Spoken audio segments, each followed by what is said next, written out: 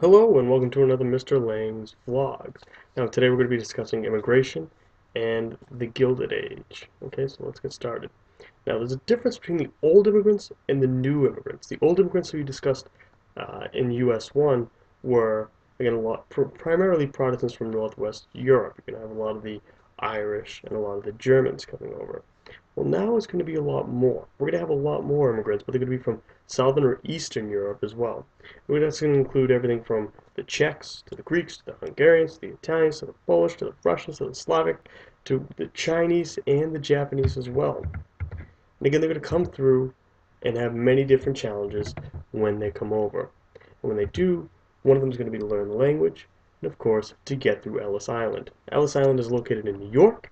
It was the arrival point for many European immigrants, and they had to pass inspection at the immigration stations.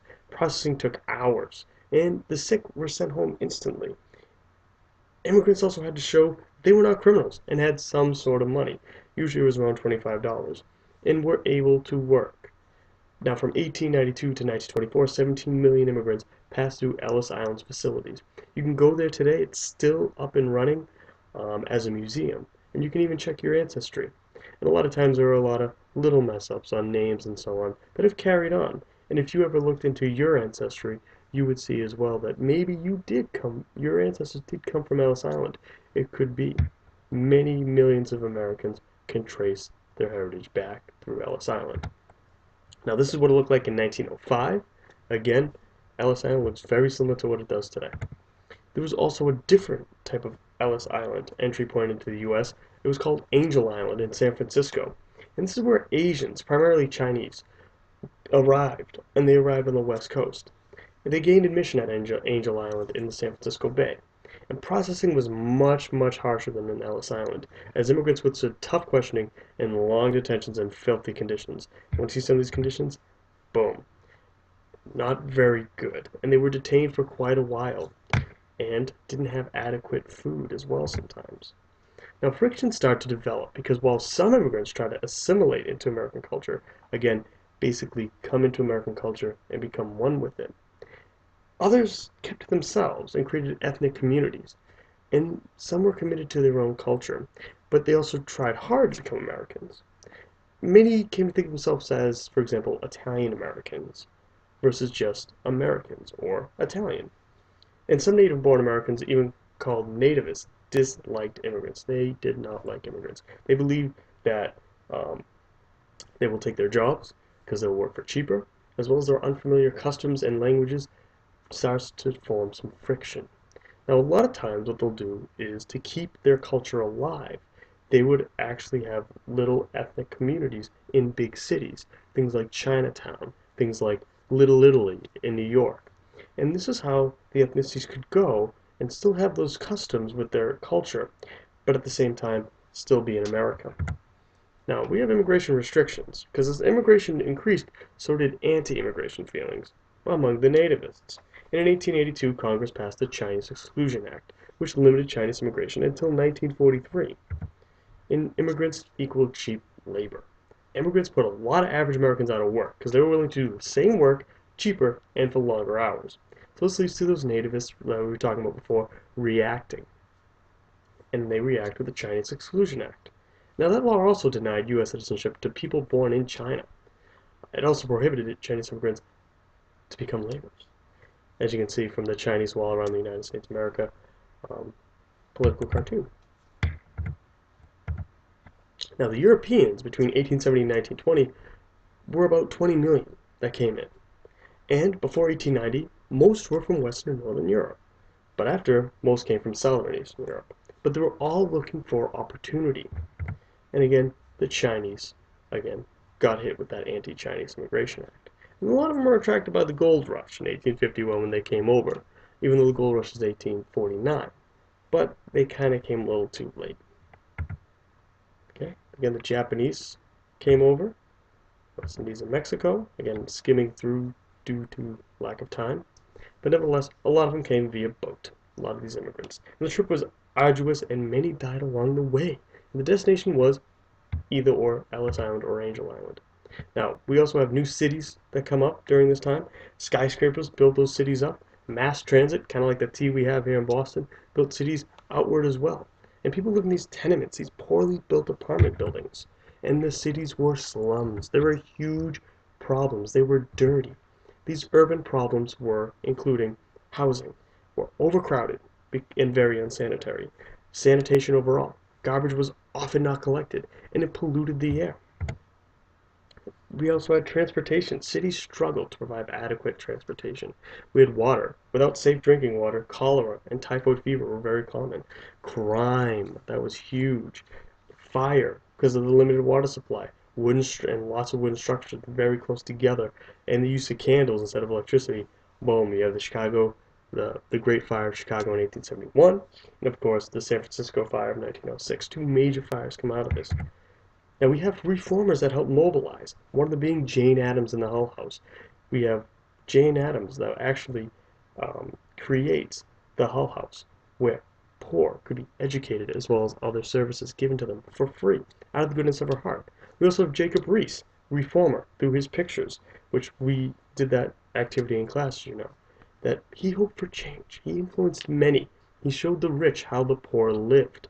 And the social gospel movement overall preached salvation through service to the poor. And some reformers also created settlement houses. These are community service centers, basically, that provided a place to stay, classes, healthcare, and other social services, much like Jane Addams did. And the cities were building up. But the rich, however, showed off their conspicuous consumption. Conspicuous consumption is when the rich show off their wealth, where literally they buy random stuff just to look rich, just to show off that they're rich. And some of the people that are incredibly rich during this time are the criminals during the Gilded Age. Now, the Gilded Age is very much something where politics, the political machine, boss Tweed, were running these cities. Because as cities grew in the late 19th century, so did these political machines. Now, a political machine isn't actually a machine, but political machine controls the activities of a political party in the city. Ward bosses, precinct captains, and the city boss worked together to ensure the candidate was elected. And their candidate, of course, in this case, was Boss Tweed, William Marcy Tweed. So the boss, typically the mayor, controlled job licenses, business licenses, and influenced the courts. And they even had precinct captains working underneath them. They were often first and second generation immigrants. Now, what these political bosses do are very corrupt. They literally will use fake names and vote multiple times to ensure victory. The whole saying of vote early and often came from this. That's election fraud. Now, we also have grafts, also known as bribes. They were common among political bosses as well. And a lot of these things also lead to kickbacks, where if you get to build something here, the boss would get a kickback. And the fact that the police force were hired as the boss prevented close scrutiny. Again, they were hired basically as security. And we have the hugest scandal of all time called the Tweed Ring scandal, where William Marcy Tweed, known as Boss Tweed, became the head of Tammany Hall, New York City's most powerful democratic political machine. And between 1869 to 1871, Tweed led the Tweed Ring, a group of corrupt politicians defrauding the city. And Tweed was indicted on 120 counts of fraud and extortion. And he was sentenced to 12 years in jail, but he was only released after one. He was arrested again, but then he eventually escaped to Spain. Alright, so important terms you do need to know. Patronage, also known as the spoil system. You may remember this from Andrew Jackson, but basically gives the government jobs to supporters of a political party, not really to qualified people. You have, during this time, people called stalwarts, which are Republican politicians who support the patronage system, half-breeds, that are Republicans who strongly support the civil service reforms, which we're going to be talking about, and the mugwumps, which are great names overall, right? Which are Democratic reformers who were opposed to the patronage system being the spoil system. They called for a merit system, where jobs went to the most qualified people. Okay? And this is how you define the voting blocks. Again, Democratic versus Republican. Now, the 1880 presidential election was between the half-breeds and the stalwarts. Again, James A. Garfield is going to be going for president with his VP Chester Arthur. Now, they come to a compromise because James Garfield becomes president in 1880, and his vice president, Chester Arthur, is a stalwart. Now, Garfield is a half-breed, and he pushes for reform. And you can see this is a more popular Garfield. However, 1881, Garfield was assassinated, and he's assassinated by Charles Guiteau, who says, "I am a stalwart, and now Arthur is president now." Remember, Arthur was a stalwart, Garfield was a half-breed, so he wanted a stalwart to be president. However, Arthur changes his mind. After Garfield's death, he becomes a half-breed and pushes for the reforms that Garfield did. And one thing he put in place was the civil service exam. Nationally, some politicians push for reform in the hiring system.